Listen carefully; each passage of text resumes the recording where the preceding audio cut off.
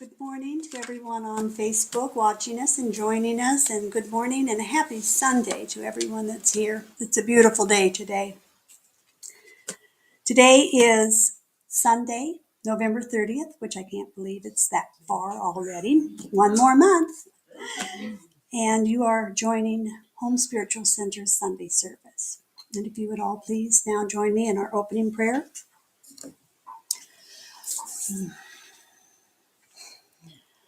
Let us start this day by celebrating and appreciating the one eternal Spirit. We know that Spirit is always with us and that the Creator of all that is good is in every breath we breathe and present in every minute of our days, especially when we come together in prayer and community. As we open our hearts and minds to listen to our message this morning, let us remember that divine love is in all of us. We are the living expression of wholeness, light, and love. We are a spark of the divine, choosing to move through life with peace and compassion, knowing we are nourished by the purest and most joyful expression of Spirit. Amen, and so it is. And now, would everybody please welcome Reverend Madge.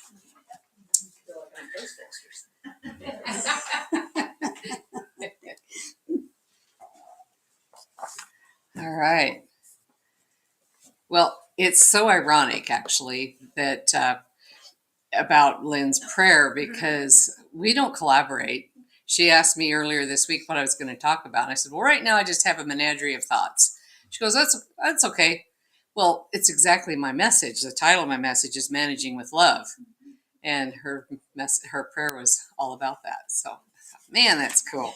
I love the way Spirit works. Brings it all together.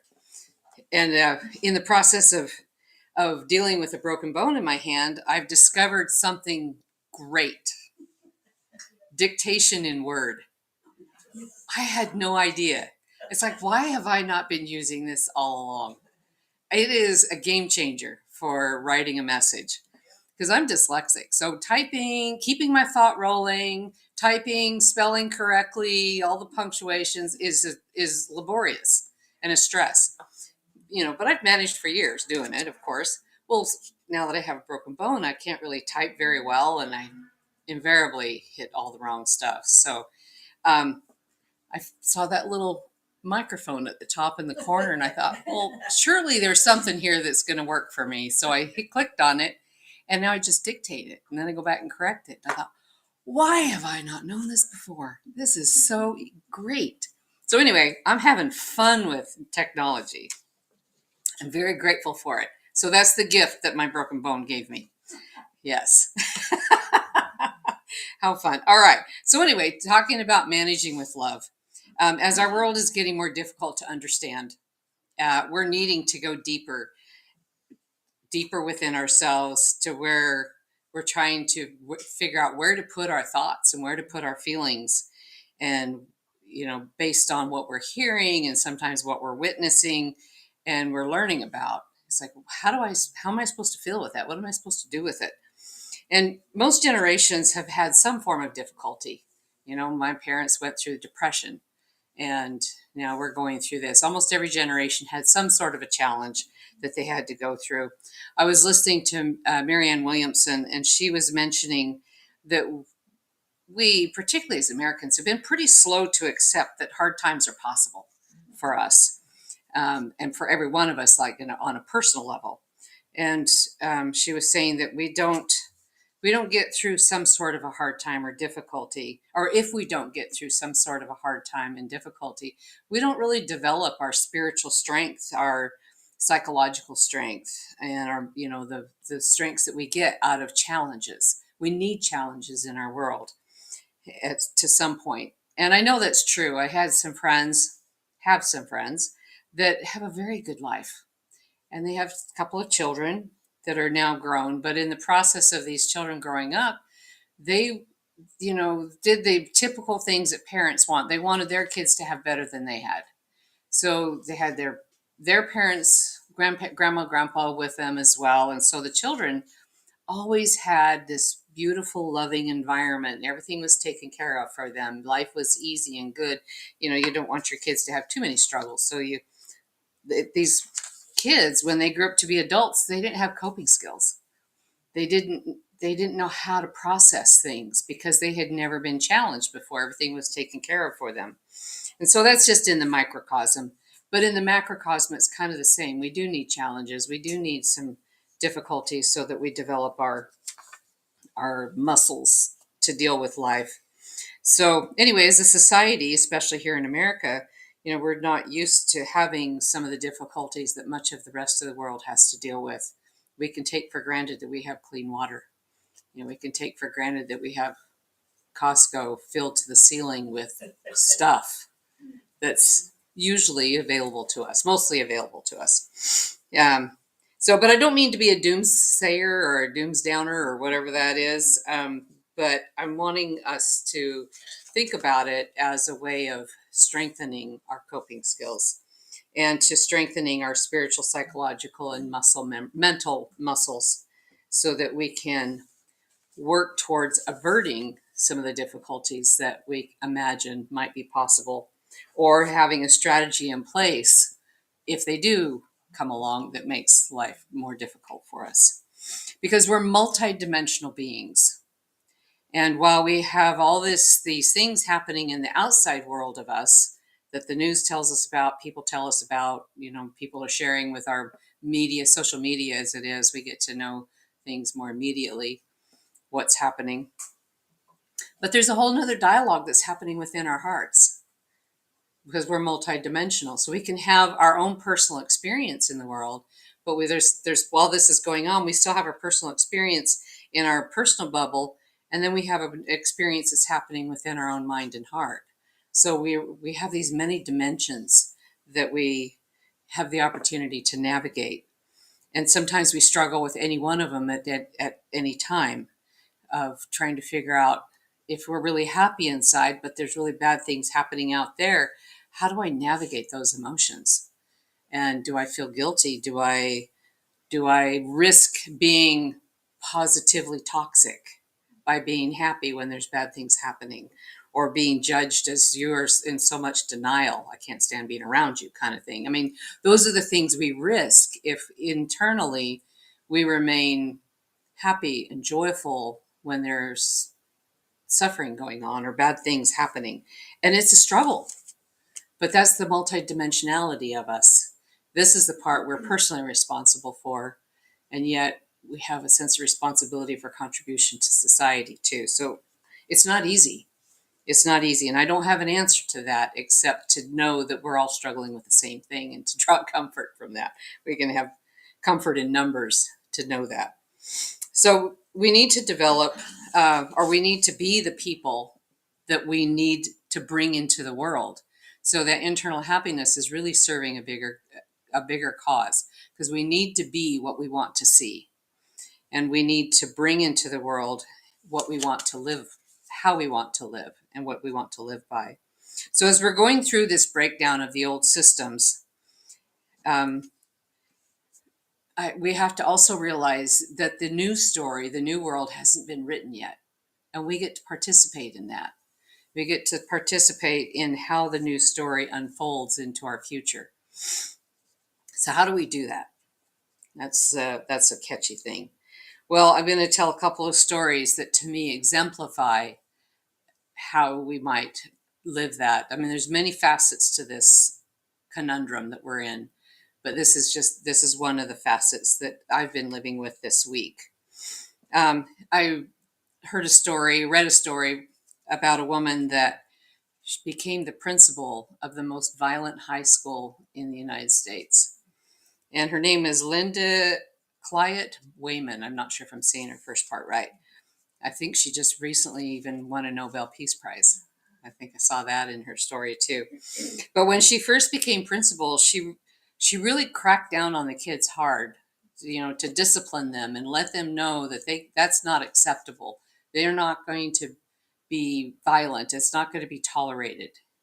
And as she was going through this strategy, which would be pretty typical, Let them know who's boss. You're not going to be getting away with that. um, the violence just continued to escalate. It wasn't working.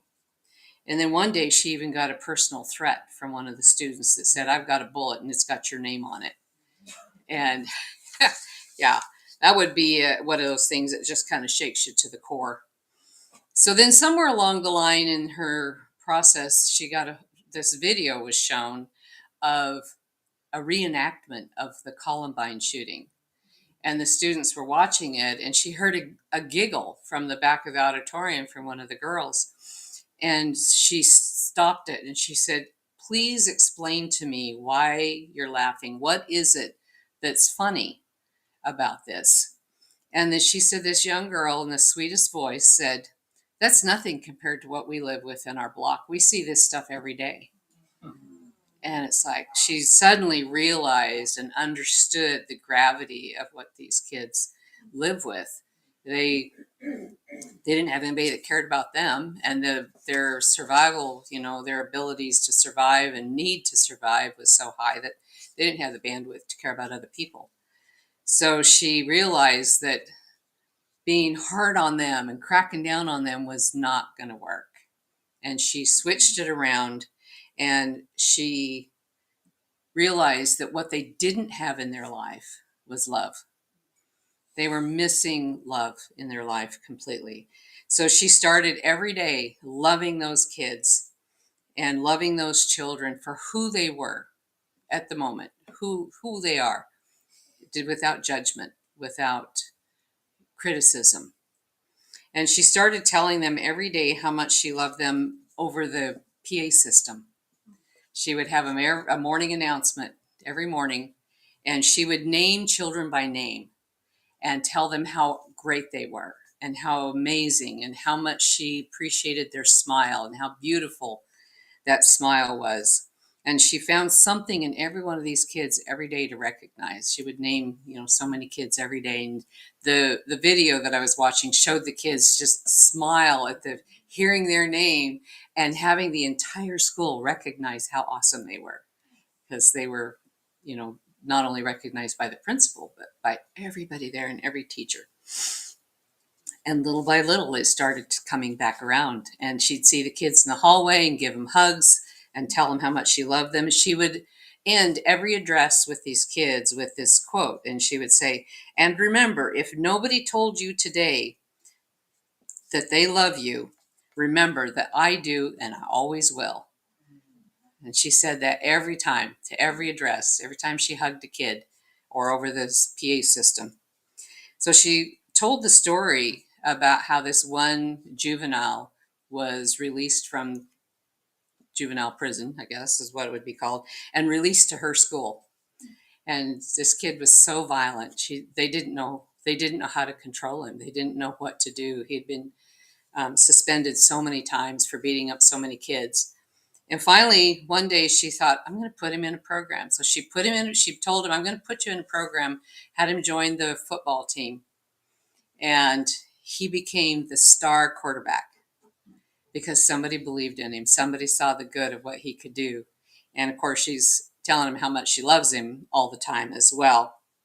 Well, that season, they won every single football game, 0-8, and undefeated. And he wound up graduating with honors in leadership award, and he went on to be accepted into a college. And it was all because of that principle. And that school also had 55 out of 92 high school students that were accepted into college after the 4 years of her being there. Those kids growing up in that new environment of being loved. And it all happened because of one person. One person made that much of a difference. And she did it because she turned hatred into love, and she turned despair into hope. She gave those kids something to hope for. So that's the most powerful force in the universe, are those elements. So we want our world, our new world, to be founded on love and compassion and authenticity. Vibrationally now they know that authenticity is the highest frequency, vibrational frequency. even more so than love, interestingly enough. Yeah. So we want to carry our internal landscape with those vibrations. We want to carry that inside of this dimension of our heart and allow that to be what radiates out into the world.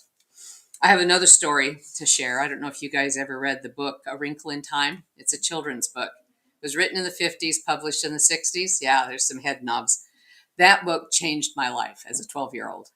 I read that book and oh my goodness, it just opened up my mind to possibilities and quantum physics, which they didn't have. I didn't even know that was a thing at that time, but I still carry some of the spiritual and metaphysical lessons from that book within me. I still live by them. And in this story, there's a scientist who creates a machine that is a time machine. And he winds up going through the time machine and he's gone for months and doesn't return to his family. So one day his daughter decides to go get him. She had to solve the mystery. Where is dad? So she goes through the time machine. She's met by three women, Mrs. Who, Mrs. What, Mrs. Win. And you fall in love with these characters in the book.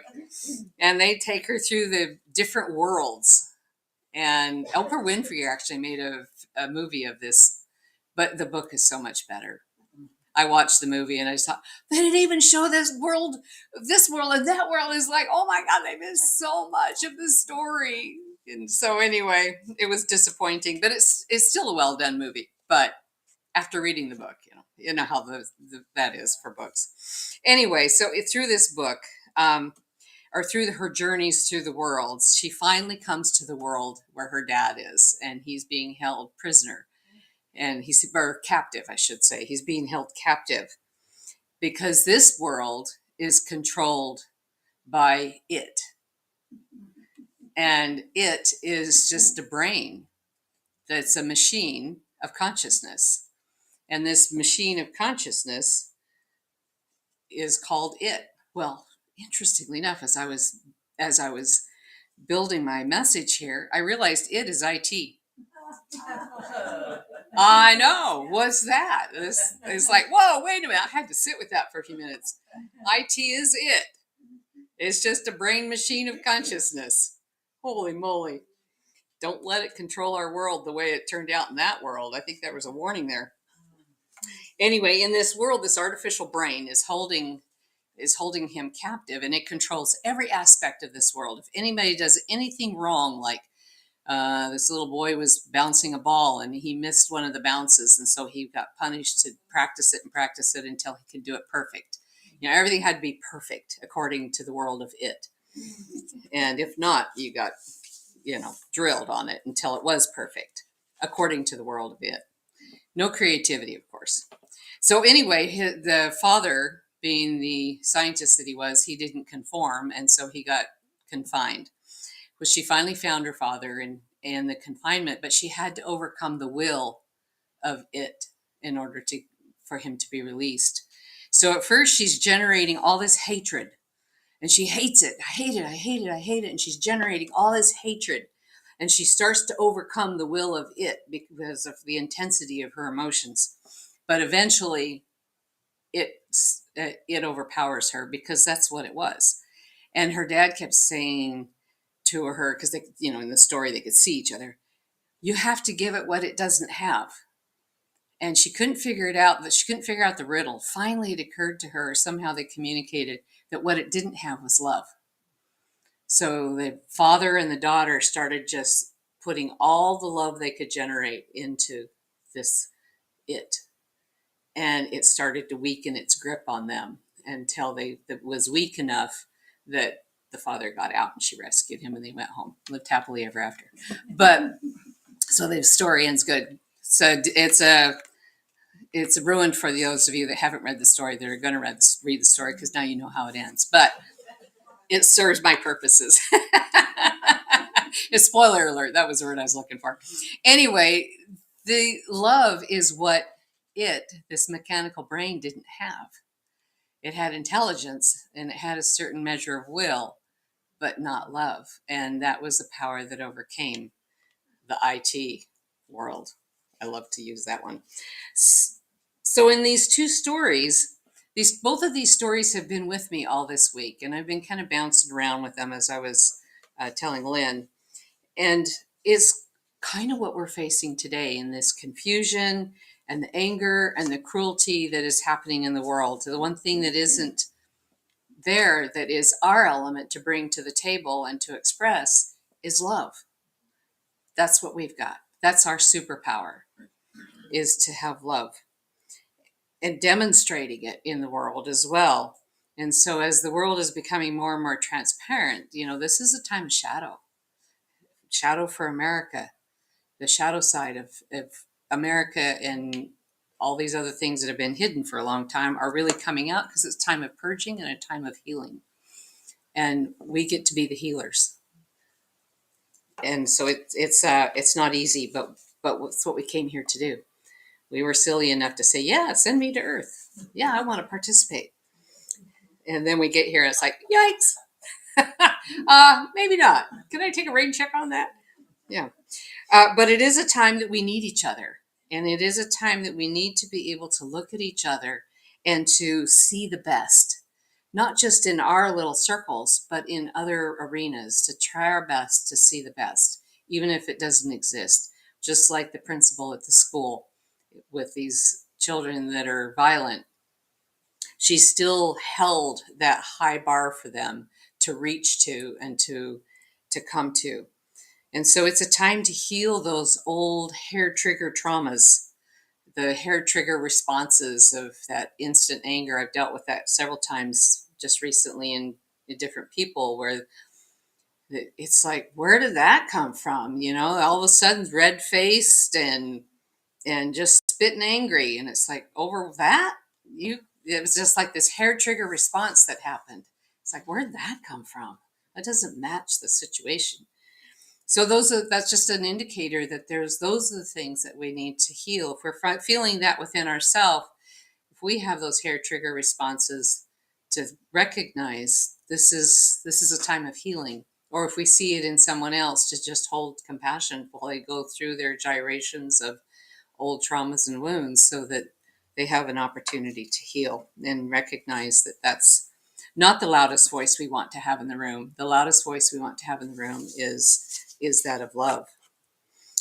So there's going to be times when we don't remember to be the light. There's going to be times when we might need to hold it for each other. I slip into it sometimes, and not the brightest star around either. It's like, oops, I got to get back on track here. I'm not reflecting my best self. But together, where two or more are gathered, God is multiplied.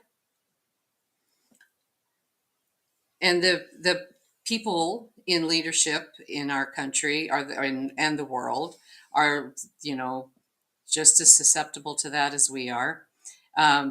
The old Wizard of Oz behind the curtain, pulling all the levers. I don't know who those people are, but there's people back there creating havoc and loss and tragedy in the world.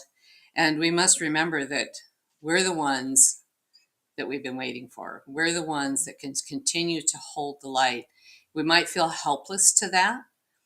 I do sometimes. I see what's going on in different parts of the world, and I'm helpless to know what to do. But in my corner of the world, in my internal dimension of my heart, I can continue to try to hold the light and the compassion, and always coming back to it when I forget.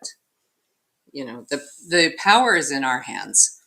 2026 in numerology is the number 1. It's a new beginning.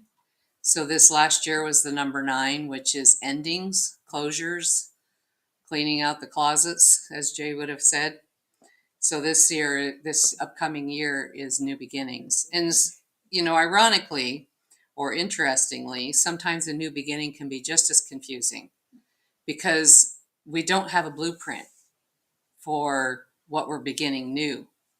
It's like, we don't have a manual that says, okay, now do this and shine your light in a particular way and say these words and do your hooji hooji, and now it's going to be good. We don't have that. We have to create it. We have to co-create it with God. And we have to create something brand new that we haven't had before, and we don't necessarily know where we're going with it. So we're going at it, in a very naive way, in a sense. But this is where we co-create with the divine. And this is where we say, show me the best. Show me the best way to hold my intentions in this world. And help me create. Help me create this, God, this new world, and be with me as I hold my thoughts and my intentions, and help guide me, because I want to be a player in this creation, and I want to be here for the outcome. I want to see the goodness come out of whatever it is we're going through. So that's what we came here to do. And it's a way of being with what we're dealing with in the world. So love is the element that's missing in the big picture of things, but yet it's not, because we each hold that love within us. Each one of us holds the candle of hope. We each hold the candle of light. And that's what we need to let be the brightest and the loudest message in everywhere that we go in this world. So with that, we're going to just do a little meditation on being the light. So close your eyes, get yourself comfortable.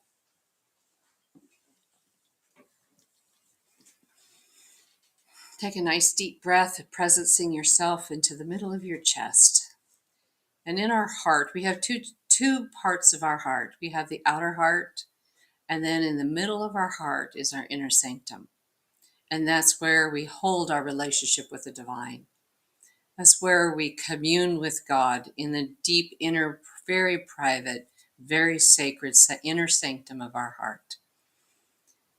And in there is that beautiful light, that part of us that is God, that part of us that is our soul, that fragment of God that's expressing itself in this animated human body.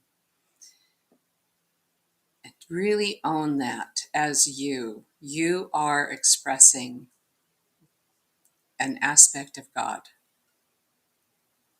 as one.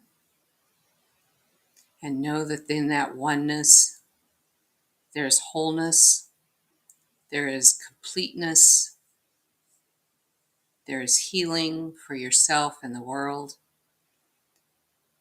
and those around you. Let that light and that communion with God and the divine be the brightest light that you can hold, knowing that it is what it is today, but tomorrow you'll have a greater capacity. Tomorrow that light can even be brighter as you hold on to that and allow it to be what it can be in the high vibrational frequency of love and authenticity. Being authentically yourself, authentically in your goodness, authentically in your compassion, and authentically in your wholeness. And we just hold that in gratitude that we can know that and hold it for ourselves and others. Knowing that we can carry this with us at all times, 24 hours a day, 7 days a week, being the light of the world and co-creating with the divine what this new world is going to become. And so it is. Amen. All right. You guys with me? All right. So I'm going to do the offering. So as you get your gift ready for the home center, thank you for taking the basket. Alicia's got the basket coming around. So put the gift between your hands. We'll charge it up with your love, your light that we just worked on in your meditation. Charge that up with the light. And as we prepare our offering for the home center, let's hold it in our hands and charge it up with that light and energy of alignment, generosity, and sacred intentions. We know that we are part of the greater circulation of good and that our gifts will multiply for the highest healing, growth, and service to us and our community. And as the basket comes around, please fill it with your blessings, and we thank you for your generosity and continued support for our good works. And so it is. All right, and I'm going to invite Lynn back up here to share a little story with us in a closing prayer. And Get the pen up off the floor so you don't trip on it.